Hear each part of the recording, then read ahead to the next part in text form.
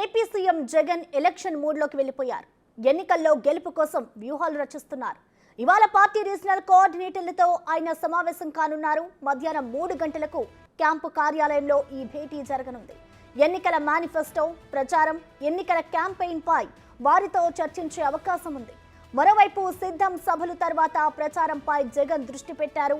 ఇవాళ కోఆర్డినేటర్లతో జరగనున్న సమావేశం తర్వాత జగన్ ఎన్నికల క్యాంపెయిన్ షెడ్యూల్పై స్పష్టత రానుంది.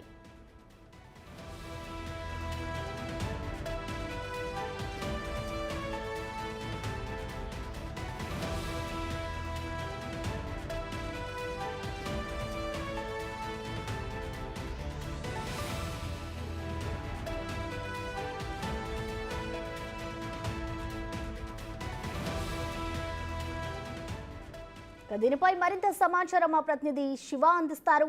శివ, చెప్పండి, ఈ భేటీకి సంబంధించి జగన్ ఏమేమి చర్చించబోతున్నారు? ఎలక్షన్ సంబంధించిన డీటెయిల్స్ ఏంటి శివ?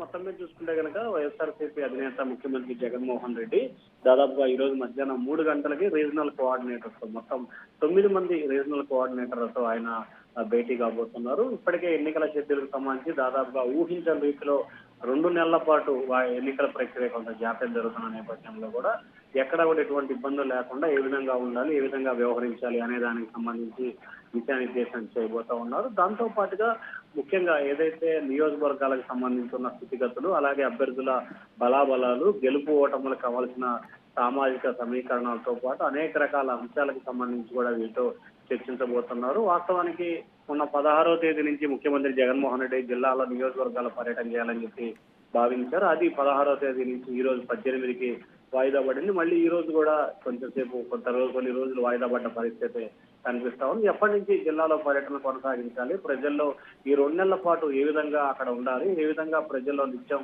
అనుసంధానం చేసుకుంటూ మనం కలిసి ఉండాలనే దానికి సంబంధించి కూడా రీజనల్ కోఆర్డినేటర్లతో ఆయన దిశానిర్దేశం చేయబోతున్నారు. అయితే ప్రధానంగా చూసుకుంటే అభ్యర్థుల గెలుపుకు సంబంధించి ఆర్థిక పరమైన అంశాలు ప్రధానంగా ఈ భేటీలో చర్చకు వచ్చే అవకాశాలు ఎక్కువగా కనిపిస్తా ఉన్నాయి. Right Shiva, thank you.